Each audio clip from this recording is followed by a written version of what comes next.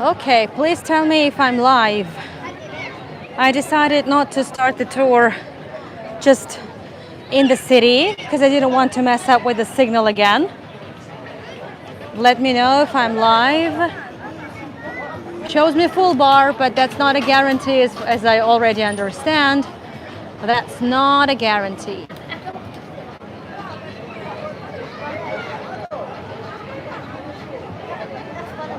I'll wait for the messages coming in on the chat because otherwise I don't really know if I am live. Even though it tells me I am, I still want to make sure, so I want to double check. Okay, I am live, so I don't want to jinx it. I don't want to be too happy about it. So where are we? We are in the port. As you can see that, you can see that clearly, I believe. I hope so. And I'm now standing on the so-called orange steps.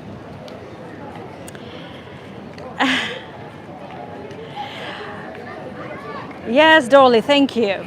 So it is called orange steps exactly because from here all those famous Shamuti oranges would make their way to the tables of Europeans and the Americans. There's one story that I didn't share with you with regards to the oranges. Let me show you just some more photos of these orange steps. The water used to be just here. As you can see, these are the steps, and that's already the water. So the water used to be here already, flushing, splashing on the steps, on the orange steps. This promenade, so this pond was built in the 20th century, definitely. And you get in the sunstroke. Oh, please don't. And from here, all the oranges, as well as all the other cargo, would be loaded on the small boats, and then only the boats would be sailing towards the bigger ships. So these are the boats, and they would be going towards the bigger ships because the bigger ships in the second half of the 19th century, they couldn't really dock in the old port because it's a very rocky bottom and it's quite shallow, so that was absolutely impossible for bigger ships to do that. But for small yachts, it's totally fine. But you can see it from here. Let me come closer. So we will now see how that yacht is docking over there. So this wave breaker, or what you call it, it's also quite new.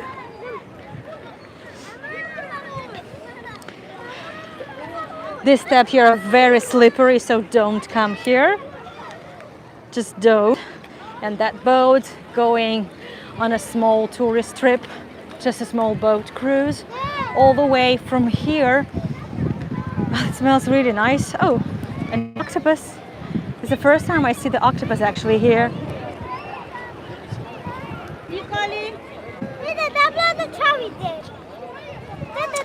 Okay, so the octopus, I see that. I'm not sure if it must be here for a long time, but that's the first time I see the octopus. From here we can see good view. We have a good view of the modern Tel Aviv, and we're kind of heading that way, but not that far, because today we're not traveling further than the 1890s, maybe a little bit of the mandate period, and that's the wall. So that is actually what's left of the wall of the old city of Jaffa. Not me. They're not yelling, the cat. No, this is the girl yelling to her parents for something, I'm not sure. All the way here, this is the lighthouse, one of my favorite lighthouses in Israel. There are not so many. There's also a beautiful one in Akko. That's an old one. This one is, it's standing on the spot of the lighthouse built in the Ottoman times. The Ottomans claim it is claimed by archaeologists, not the Ottomans themselves, that they placed that lighthouse on top of the Crusader lighthouse, on the spot of the Crusader lighthouse. Makes sense. And that's the minaret of the mosque that's no longer functioning. So this is a really good examples of the Ottoman period wall of the city, and as you can see, they made use of it. These are all residential building, well, residential apartments, just apartments, mostly Airbnbs. You can rent it, you can purchase it, it's property, and it's a very expensive, very, very expensive property. Not sure even, but okay, this is just very expensive. Let's just put it like that. So the very first travelers, they would dock in this port. And again, we are talking here mid-19th century, right to the Crimean War. I'm not going to repeat the story since most of you have seen my other tours. So, but for those joining or watching this as a recording for the first time, so mid-19th century after the Crimean War, the Ottomans who needed to, well, get out of the economic crisis and also return money to the to England and France that helped them fight the Russian Empire. No, you cannot swim there. Some people do, but it's prohibited. No, the beaches actually start where we will be going. But most beaches we will see actually not really authorized, but people swim there as well. Yeah, that's there's some construction going on. Hi Sarah, good to see you. And so these pillars are here from the Mandate period. There was obviously during the Mandate times the port was also used as one of the I would say transportation arteries, especially before the Jaffa port was constructed, which would become the biggest port. But when the British just came, it was Jaffa port that would be used for. So everyone used Jaffa. Everyone used the port for all sorts of purposes. Pilgrims, travelers, the British to deliver supplies. Yeah. So now they're trying to do something with these posts because they're ugly. But since they are considered kind of a monument, they don't want to eliminate them for good. And that's why they're trying to do something with it. Let's put it this way. I'm not sure what they will do, but we will see. I guess it's going to take them some more time. And now let's see the sea. There you go. So last time I didn't have enough of the sunset, so this time I'm hoping to see more of it. And it looks quite nice. Quite nice. The rocks over there, I spoke about it briefly last time.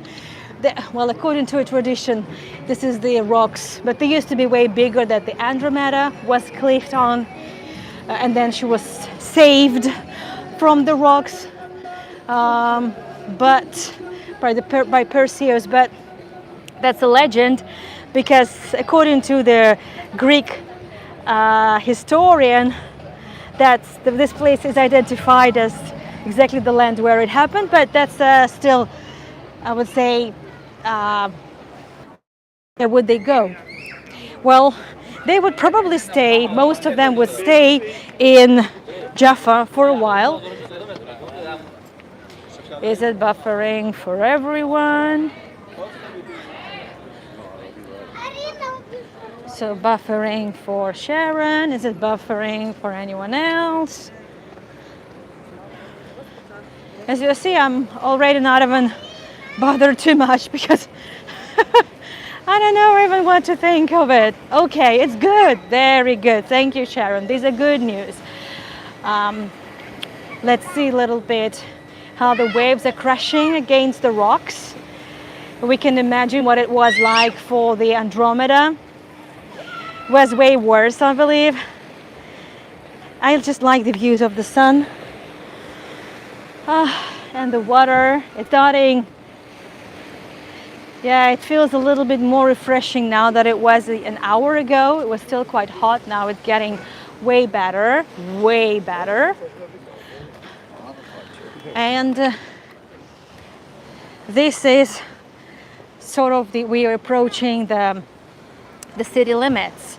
This is still part of the wall, that exists. So they took down the walls in the mid-19th century when the city started to grow, and city started growing exactly because of the influx of pilgrims and travelers, and it just got too crowded and almost impossible to live in the old city.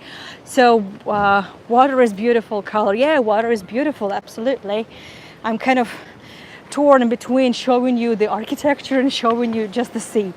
So I guess I need to find the happy middle somehow. That looks, wow, okay. This I haven't showed you yet, so why not? And I think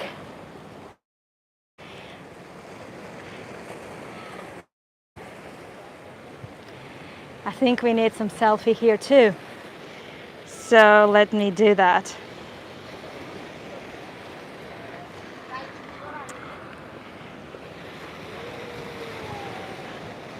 Wow, look at the colors. Whoa.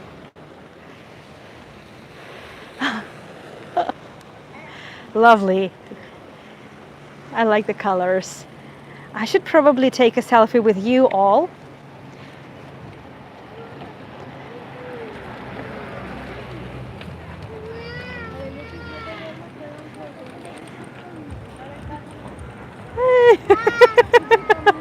And you have no idea, I'm actually taking selfies right now.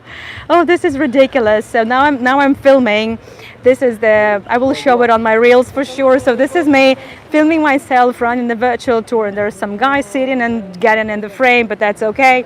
And this is kind of a sunset tour, and we carry on with history, we carry on with some stories, and also some old photos I want to show. So I'd rather just stop recording. That's it. Let's move on. Switching the camera, going forward. Oh, I really need some beach time.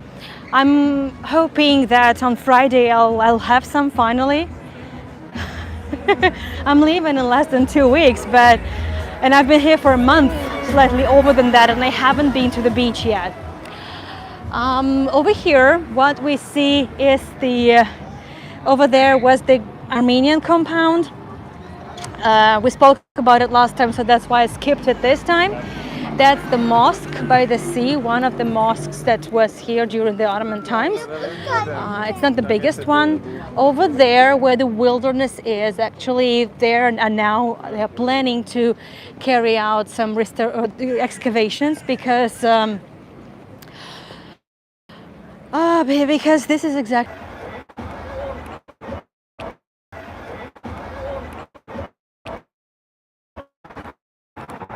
Am I back? Yeah, I know it's buffering, but I'm interested if I'm back now. I'll wait for the messages and also some water.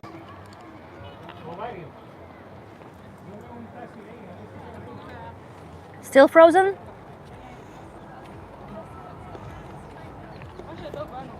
Oh, it's good to be back. That's good. Wait a sec.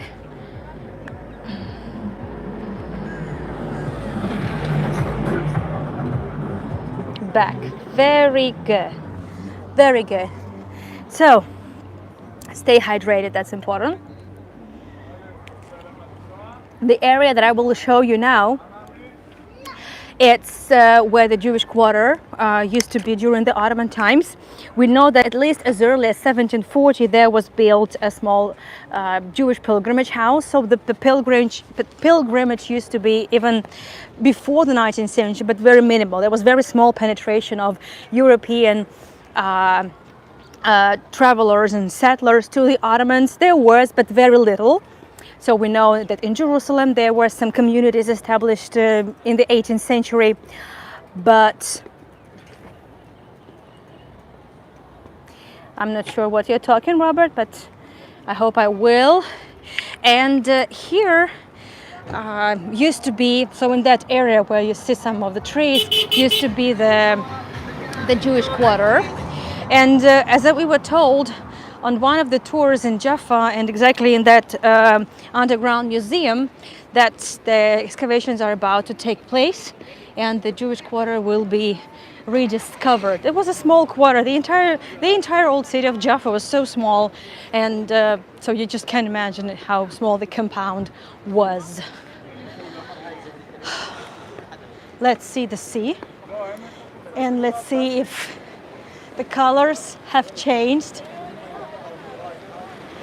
Lovely. So that's very recognizable, I would say, outline. The old Jaffa clock tower, the St. Peter's, sorry, not the clock tower, what am I saying?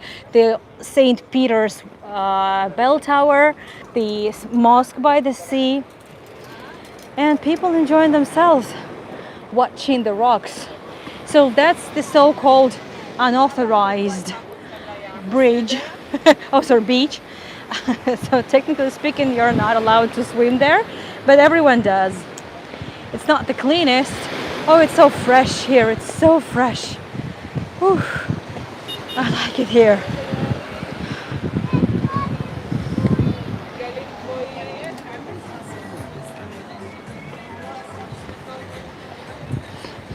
There's some more construction going on, so we need to go around, but we'll be going through a nice street, one of my favorite streets. Now ahead of us, this is, oh, that's interesting. Okay, wait a minute.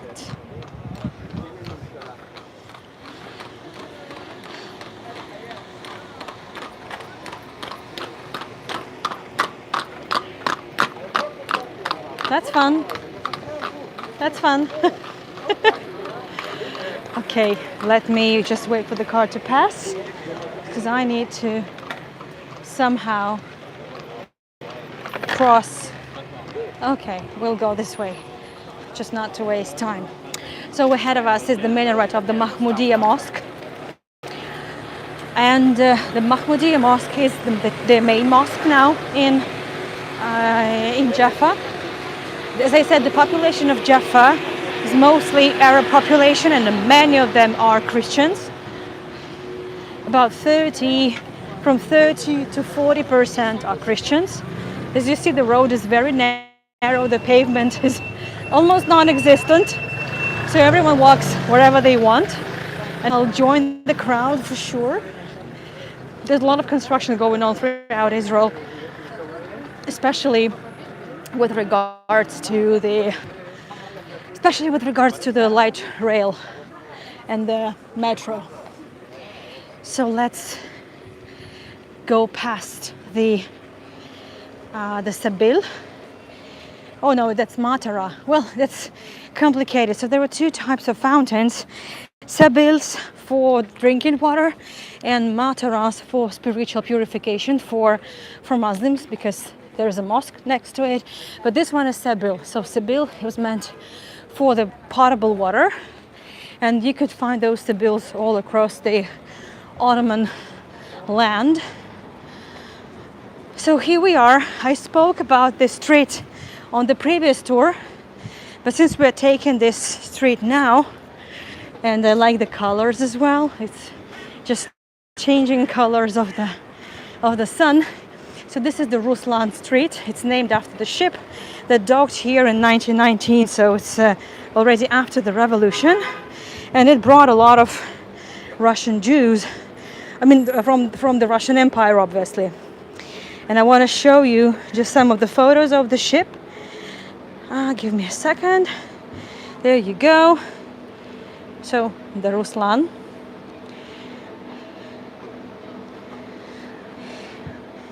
Or this.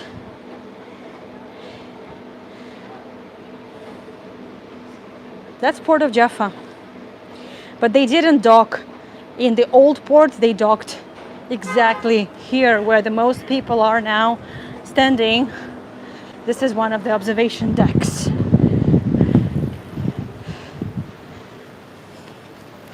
Okay, that palm tree looks nice. The sun looks nice. Everything looks beautiful, which is amazing. Now let's cross safely and enjoy the sea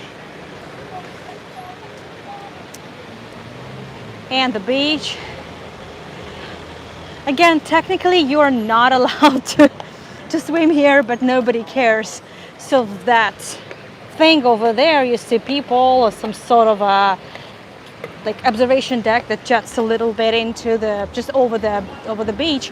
That's the place where the Ruslan ship was docked, and that's the street, the Ruslan street over there. It's probably one of the shortest streets in Tel Aviv. Most probably.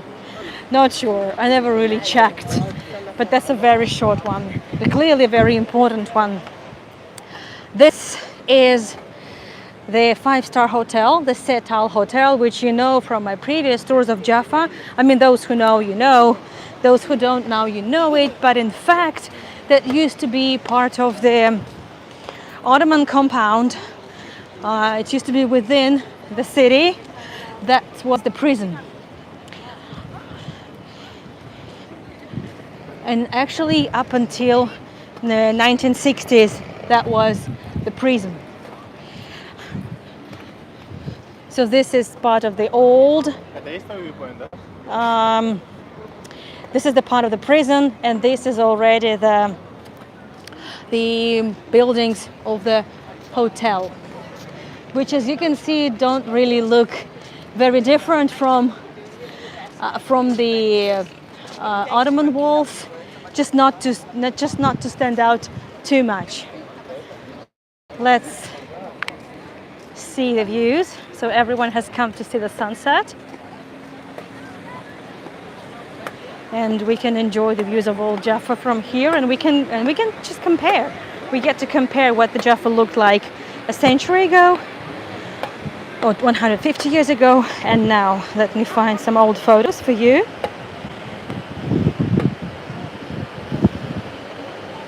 Well, it's not even a photo, but I guess it will work.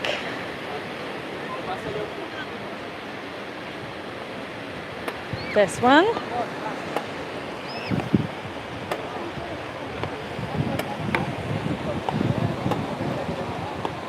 I'm sure I have more. Give me a minute.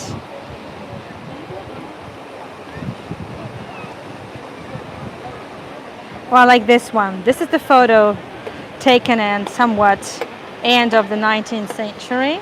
There you go. These are camels still. So the camels used to be a very important means of transport, including donkeys, some horses, but that was less frequent. You see how the sun changes its colors already? Beautiful, isn't it? Just beautiful. But we move on, and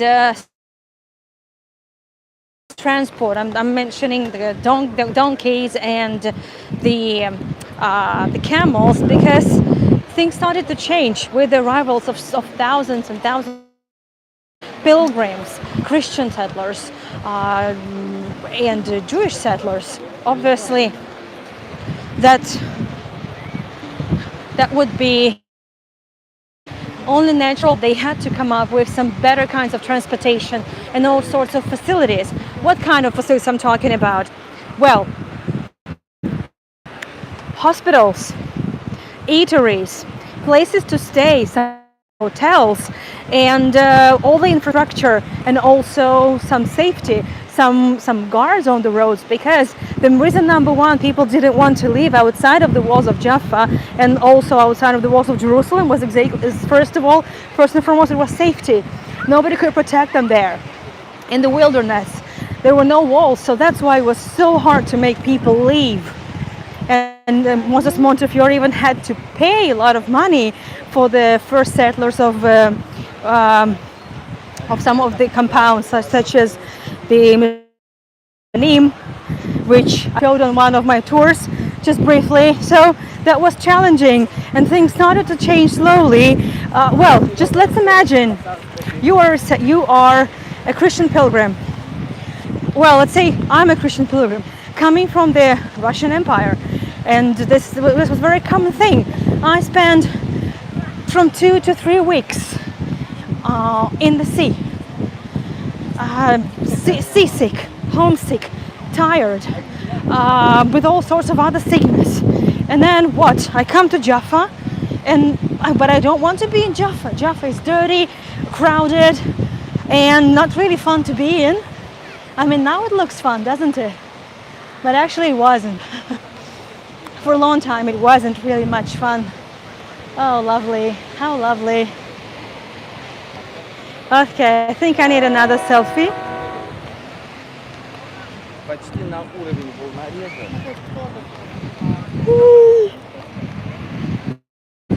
Wow, that's lovely. Yeah. So, and now I need to go to Jerusalem, but that's at least 2 more days of traveling on donkeys. So it was about like up to 14, maybe 16 hours on a donkey one way, but you couldn't do it during the night. So you could do it with 2 days. So you needed to stop. You needed to eat somewhere, and because there wasn't really many places, you actually had to pay a lot because they would rip you off because there were no competitors. So all the places, all the infrastructure built, the eateries, the places to stay, they would. Wait a second, I don't want to eat my own hair. So they would cost you a fortune, and that's exactly how things were. Quite difficult. So donkeys, camels, the same way. So things started to change. Oh, there is a kite. For a second I thought it was a drone. No, that's a kite. That's a friendly kind of drone. I'm not even sure who flies it. That must be someone. Must be someone. Let's see the sea and the sun.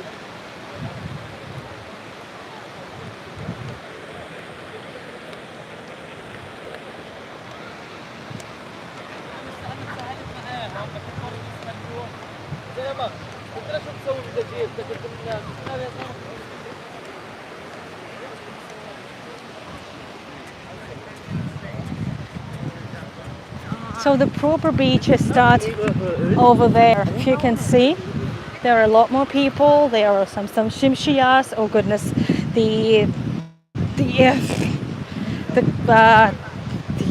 what do you call them? The parasols and everything, so that the chaiselongs you could find there. But now they are already closing. So with the sunset, officially the beaches would be closed. But some people would be staying for longer, and like right now I'm feeling so stupid that I'm not actually there on the beach, but that's okay. I will still find the time to do that, I promise. I will. So you see how much closer the high-rise buildings are, and this is just the beginning. In fact, we are now approaching the beginning of the Tel Aviv, of proper Tel Aviv, because Old Jaffa was not really Tel Aviv.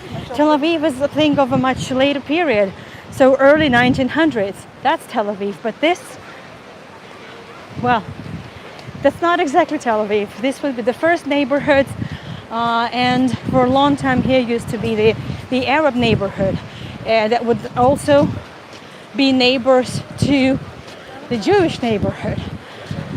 And over there, that's where we are going, all that way.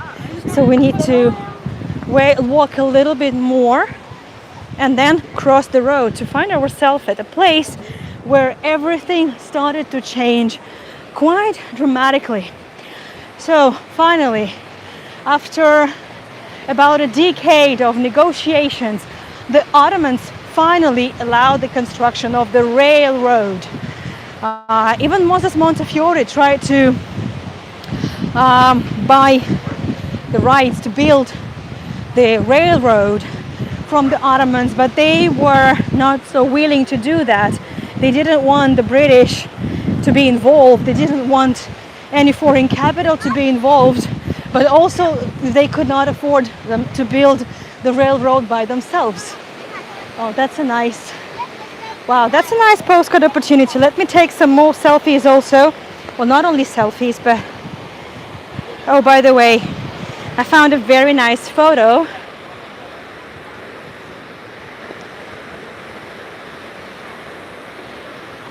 So this is the photo taken somewhere from the old port. This is like early 1900s. Beit Gidi, you mean, Dorley? Yeah, I see. I see. I will briefly mention it, but not just now. And I'm first. I need some more water.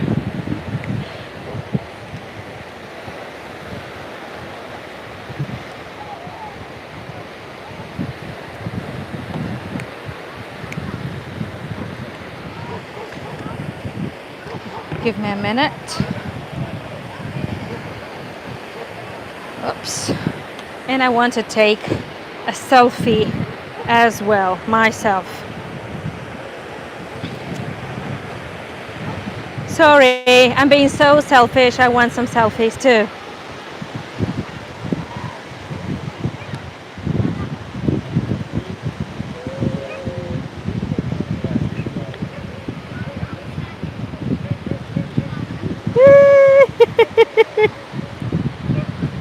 Oh, goodness. Okay, let's move on.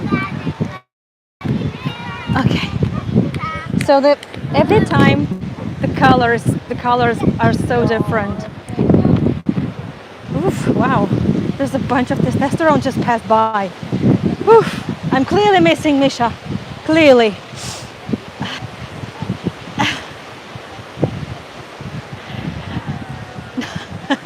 No, not because of that. So you can see that we are very close to the sunset.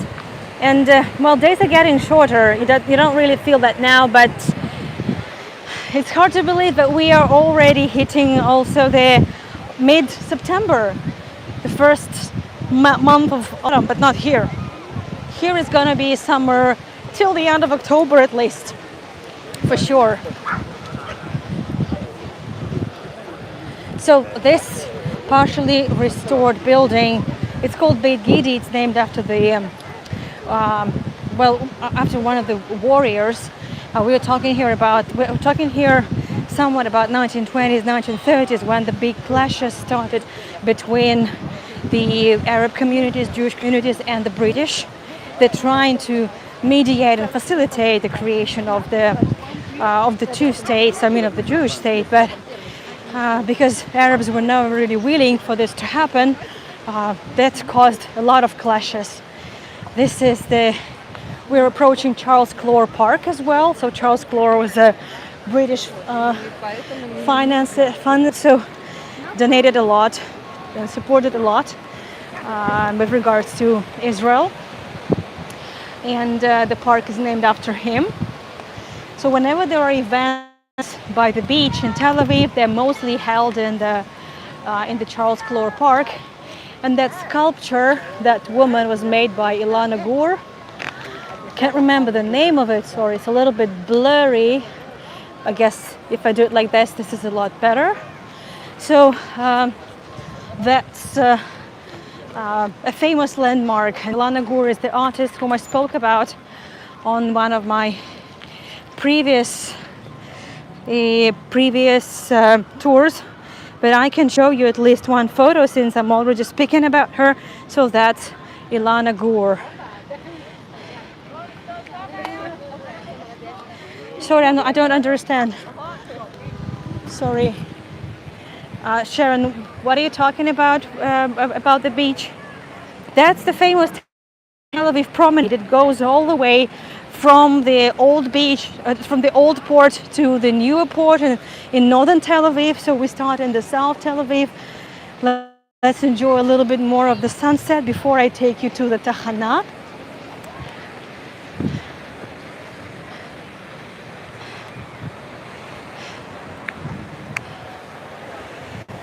Oh, I want to be there by the sea, in the sea, but it feels fine.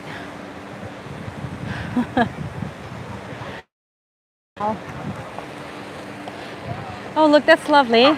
So technically speaking, well, here, like, you can come with your dogs. So Tel Aviv is a very dog-friendly place in general. So there are special areas where dogs are allowed to swim. So normally this is not one and the same area. So like the dog owners, they would mostly be to the left from here. And there are even like places where your doggy can take a shower. This one already has. Oh, I mean, these dogs, they live in their best life, honestly, again. So you see, those are really furry dogs. And it's just incredible. I don't know how they survive. I mean, I cannot survive. Yeah, there are so many dogs. You're right. Israelis love dogs. They like big dogs. They like hairy dogs, furry dogs, and I don't know how they survive. Even I cannot survive in such climate, and I'm not that hairy, not that furry at all. So nevertheless, well, let's enjoy a little bit more of the sunset, and I can show you some more photos. Actually, I wanted to share with you one story. For this, okay, give me a minute. Back. If I am back, and I can start the story I wanted to share with you very much.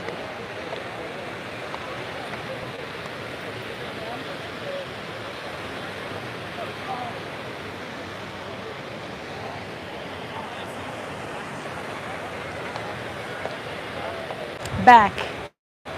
Okay, so I want to see a little bit more of the sea and the sun, and I want to see it going below the horizon, which is some more minutes, and I'm not in a hurry because there is still quite a lot of time before my next tour begins. So I've given myself quite a good time gap, not in a rush.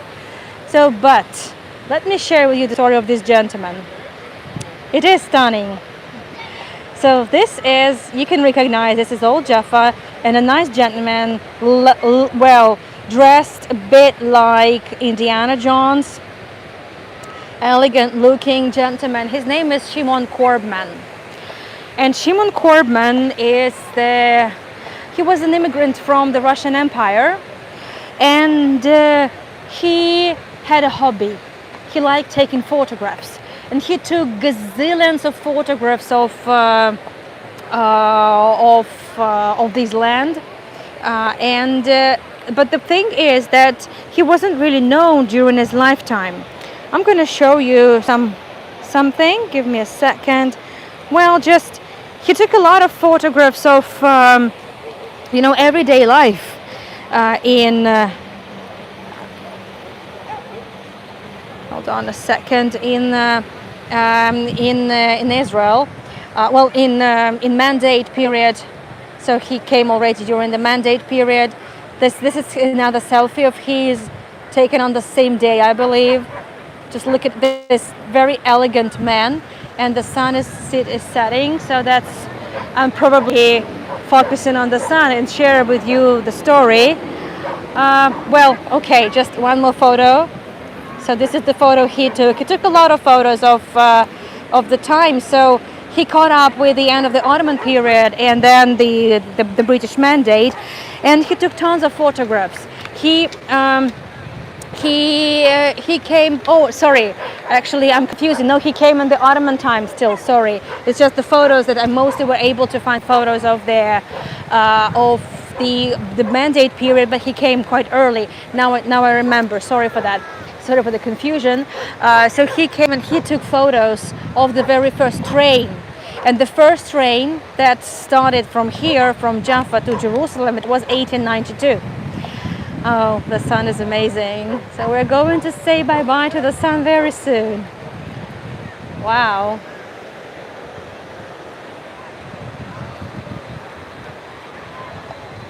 Wow.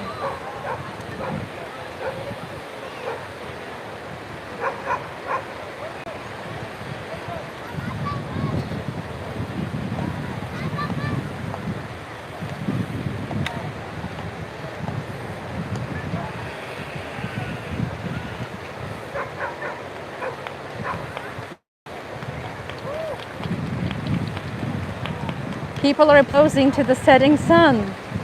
Incredible. That's it. It's gone.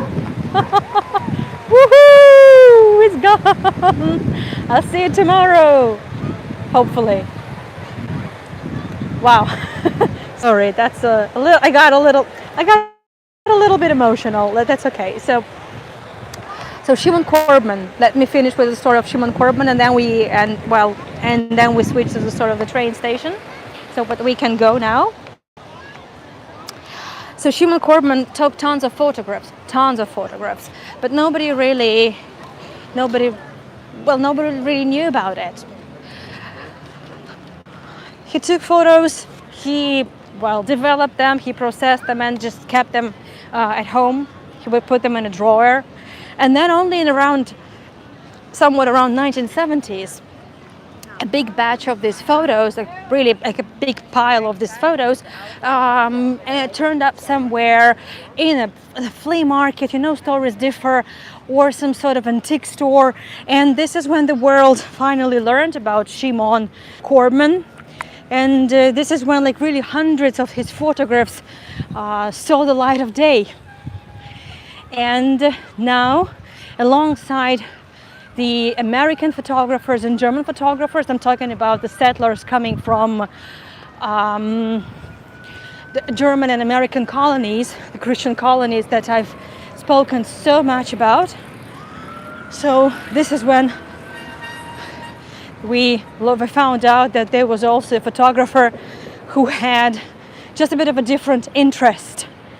Yeah, bye son, indeed. Okay, I'm crossing the road now.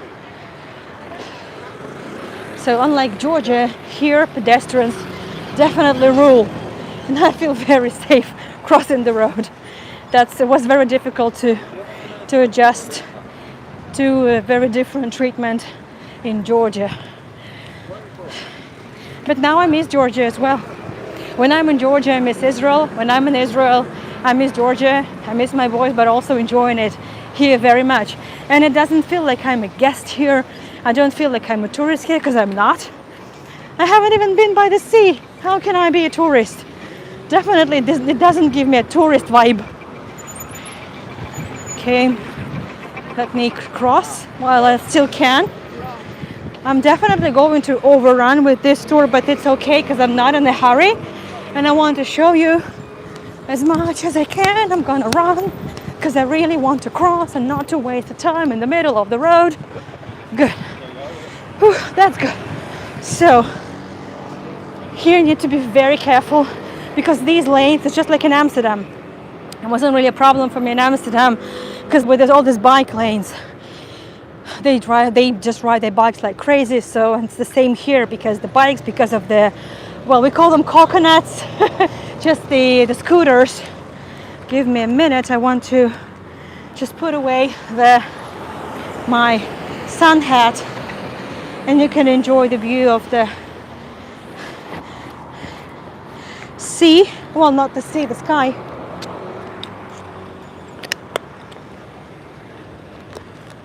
I'm not looking at the screen at the moment, so I'm not keeping up with the chat.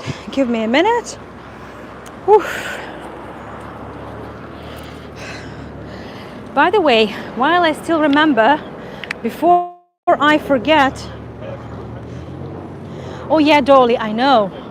I'm clearly violating some of the laws here, so I know that I'm breaking some of the laws, and it's so illegal. It's so unacceptable, and I'm going to fix that soon. I will, because I have to. Otherwise, I don't know. I feel very bad. I feel very bad about myself. I've been a bad girl. So yeah, and before I forget, I've started receiving some messages from Buy Me a Coffee of some cancellation of the monthly payment, and for just a couple of of my supporters. I'm talking about the sponsorship, and it says like it's been done automatically by Stripe, which I already know is done just by a bank. It's not done by a supporter themselves, so it's not their decision. It's something done automatically. And I just have a bit of a favor. Could you please go and just check if everything is okay with your sponsorship? because it looks like it's a trend.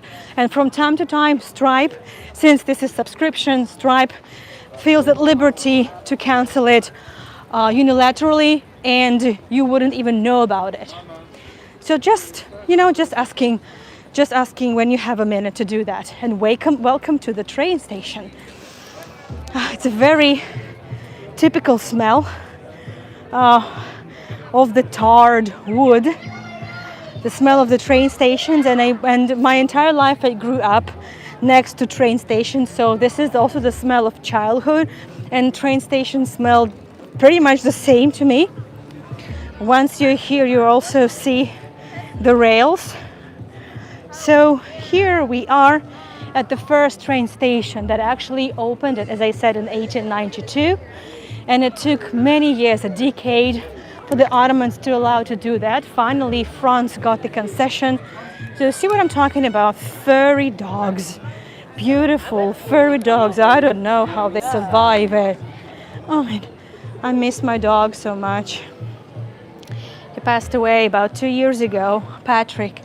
Oh no, not Patrick. Patrick is the other dog of Misha's, Dusha. Patrick, so many dogs that Misha had, and oh, that's.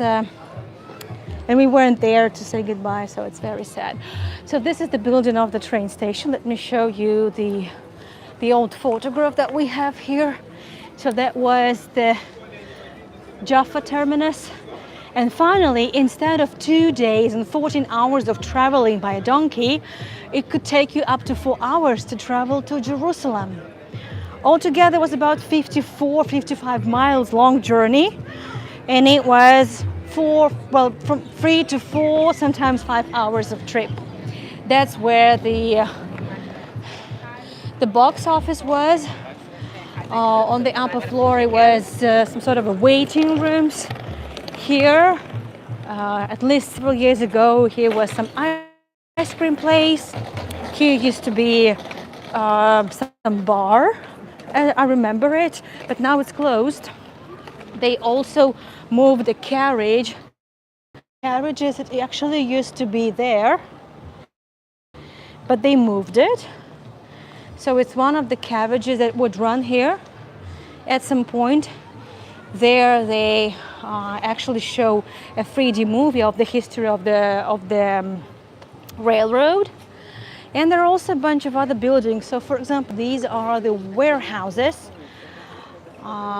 Because obviously it's not only the people and pilgrims that needed to be taken to Jerusalem, but also lots of cargo. And that's why at some point they were actually even built a small narrow gauge railroad that would deliver the cargo. Let me show you the photo. Give me a minute. Hold on a second. So that's the photo of the narrow gauge railroad that would take the cargo to the train station. Nice photo. So here you see both Jews and Arabs, because that's exactly how things were. Christian, Arabs, Jews, Muslims, everyone lived in one and the same city. Now, just by looking at these two buildings over here, you can tell they look quite different, right? Yeah, because they were built, at different times. So that building was built still during the Ottoman times. This is clearly Ottoman architecture, but this one was built by Germans. They weren't really built at different epochs, but they were built by people with very different mindset, a very different approach. This was built by a Wieland family, Hugo Wieland family, the German settlers, Lutherans, who moved to the Holy Land together with other Adventist communities. And so their goal was to develop the Holy Land for the arrival of Jews, because the arrival of Jews was one of the prerequisites for the arrival of Messiah. And that was the building of the Wieland family. I will ask if I can film, so I want to show you something, because this house is quite interesting. I need to ask their permission, so I will just lower the gimbal first. Hi, Manishma. Can I film here? Can I film here? Charlotte Salem? Tada raba. So look at these tiles. So these are the tiles that were produced by Whelan family. So Whelan family, they owned the manufacture of the construction materials, the concrete and the tiles. Look at that. So their home, in fact, was their exhibition, was their museum of their works. So I'm just showing you the floors. Wait until you see. Can you see everything, by the way? Let me know, please let me know. And here used to be a fireplace of the Whelan family. Just let me know if the chat is working, because I don't want to be streaming into the nowhere. Oh yeah, good, that's great. So now wait until I show you the ceiling.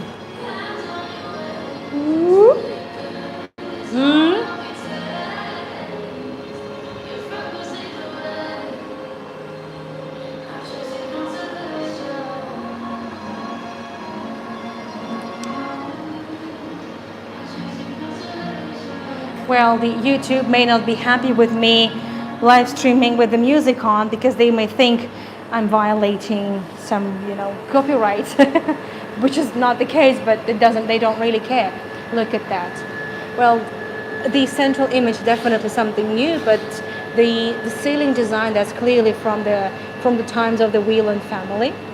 But there is something of a much later period, because when the mandate started, the Whelan family moved from here. They were moved after the First World War, as all German communities. Some returned, some didn't return, and the ones that returned, they eventually would leave after the Second World War, because all of them kind of supported the Nazis. But so the train station was occupied by the British. They took it and they turned it into one of their headquarters, military bases, and the Whelan family house was turned into a bar. And here they discovered the decorations. Cindy, thank you so much for the coffees. So these are the decorations from the times of the British Mandate.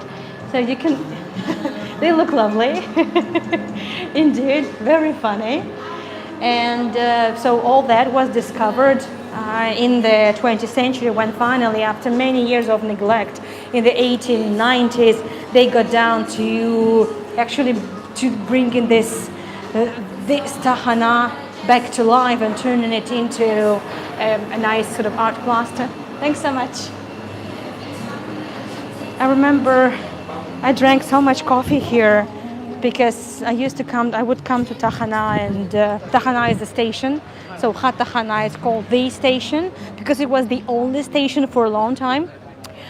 And wait until we see the Whelan house from a distance. This was their warehouse, by the way. The Whelan family, Germans, that they came here, they all were very industrious. Most of them were Templars, which is one of the groups within the Lutheran movement, Protestant movement. And the Templars were very industrious. And their goal was to do as much as possible, to prepare as much as possible for the arrival of Jews and for the arrival of Messiah. So they brought a lot of innovations. They brought a lot of agricultural inventions just to develop the land and transform living here. So this house is again, this is where the Whelan family lived, but everything here is a marketing, because look at these railings here. Let me come closer.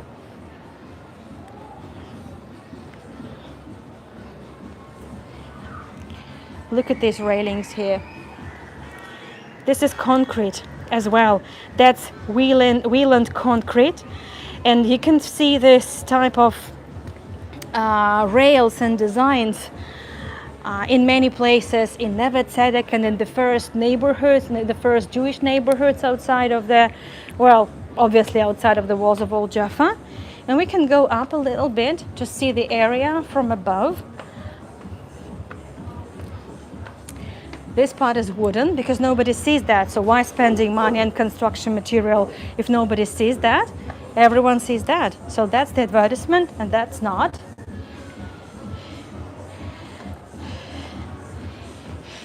And by the way, these chairs are from the train station. They were taken from one of the waiting halls. There you go. And that's the Tahana. I like the Washingtonia palm trees. They have grown up definitely since I saw them last. So this is the warehouse of the Wieland family. And from here they were very conveniently located because they needed to transport their construction material also to Jerusalem, into other areas, to other communities, not only German communities, but actually the Jewish communities too, because there was a lot of construction and development going on back then. So it was very, very clever of them. Very. Now there are no trains at all, and it's mostly restaurants, some gift shops. There used to be more life here before the war, obviously, a lot more tourists. But you can see it's still full of life, buzzing with energy. There's some concerts, some gigs, some stuff. And every now and then you can come across some equipment that used to be, used while the Wieland family closed on Saturdays because it's not feasible for them to open for Saturdays. To work on Saturday, you need to pay a certain tax, and you need to pay to all the workers double price as well. So beautiful, wow! The beautiful photo shoot here, the Arab couple. So this used to be, let me see, water pump. Some parts of the water pump. Well, it explains here. So it's industrial water pump used in the manufacturing process. Parts of the pump were imported from Germany. Yes, indeed, Germans imported lots of items from Germany because there was nowhere else to import them from.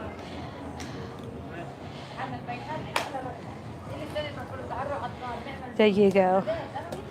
So they were discovered here again during those excavations. Let me just pass quickly. That's a lovely, gorgeous Arab couple taking they're just taking photographs. They're beautiful. Wow. And yeah, again, so there's an Arab couple in the midst of the Tahana in Tel Aviv, enjoying themselves, and that's okay.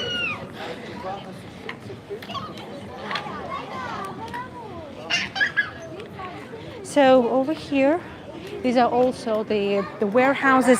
Many of them were used during the British period, during the Mandate period. As I said, it was the base. It was the British base. And now I need probably another 5 minutes to wrap things up.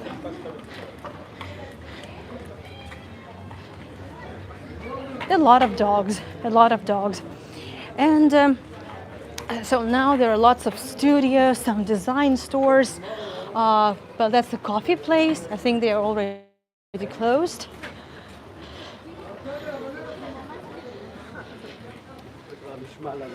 That's where they roast coffee, which is sweet.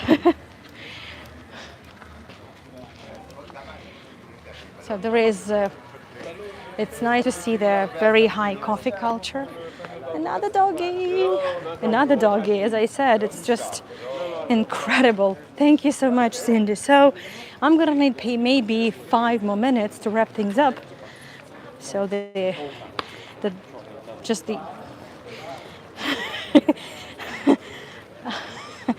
many dogs. Many dogs. So, and it's lovely to see that just next to the first train station, there is the state-of-the-art light train station, Elifelet train station.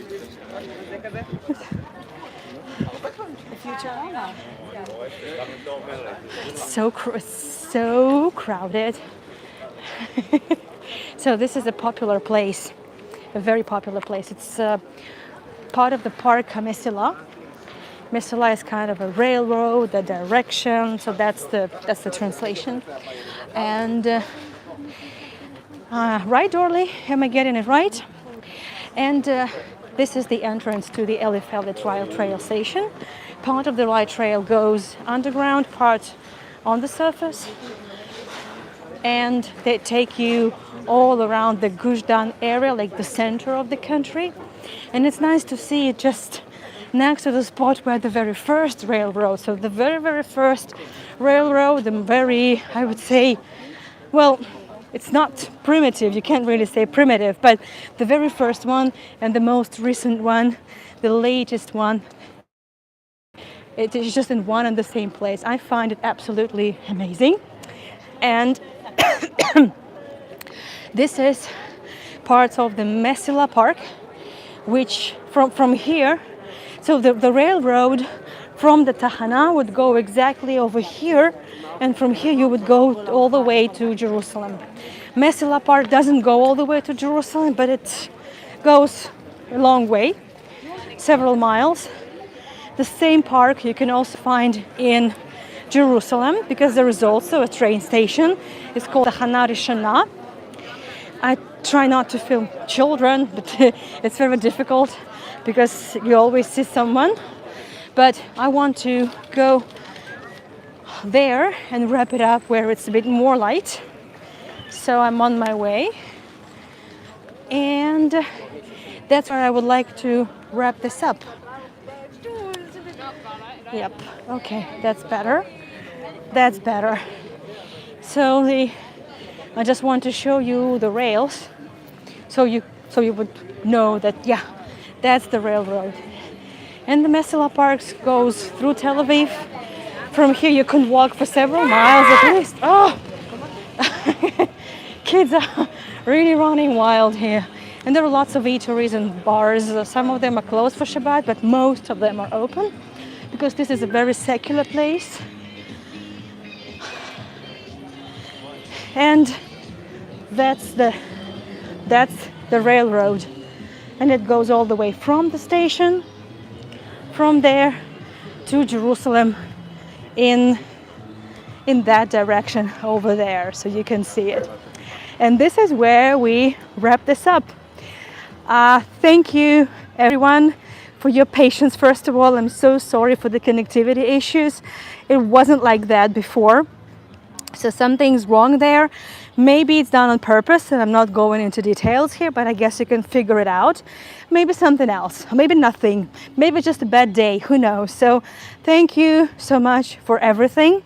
I rely on your support. So my supporters, my sponsors, please just double check your subscription. I will go over it again and again, but sometimes, actually in most cases, you're not even informed of the cancellation of your subscription. And then even I was not informed on some of the cancellations, which is a bummer because, well, yeah, I don't leave off the tips and sponsorship money, but it's really a great support for me on a monthly basis. So please go ahead and check that when you have a minute. Also, in the pinned comment on the top of your screen, you find a link to my website, to find a link for the upcoming tours. Peterhof Palace. We're heading today in a couple of hours from now, and then I'm taking you on the last journey, on the last chapter of the Harbin story of Russian immigrants. And then tomorrow we're heading to Sivkabel port. That's the place just by the sea, by the Gulf of Finland in St. Petersburg. Very artsy place. Not artsy-fartsy kind of place, just really artsy, just a nice place to hang out, and an art cluster. We had some, what do you call them, crafts markets, Christmas crafts markets there. Then tomorrow Misha is giving a talk about the Russian national idea, which kind of, how it transformed during how it was born, how it was transformed in the Soviet times, and how it was totally revamped and turned upside down in the modern times. So it's gonna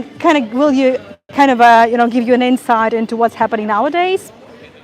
Then I'm taking you on another walk in the Art Nouveau neighborhood of St. Petersburg, which is all the premiere, and then Jerusalem, Christian Quarter. We're going to visit some more churches and walk down those narrow alleyways where for sure there is no connectivity. Thank you, everyone. Thank you for your support. Thank you for your interest. Thank you for all your tips and your sponsorships. We had a sponsored get together yesterday. I didn't have a chance to share the recording on the secret playlist, but I will. Oh, you see, I'm glowing. Whew. That's not sweat. I'm glowing. I know. I will see you in a couple of hours from now in Peterhof.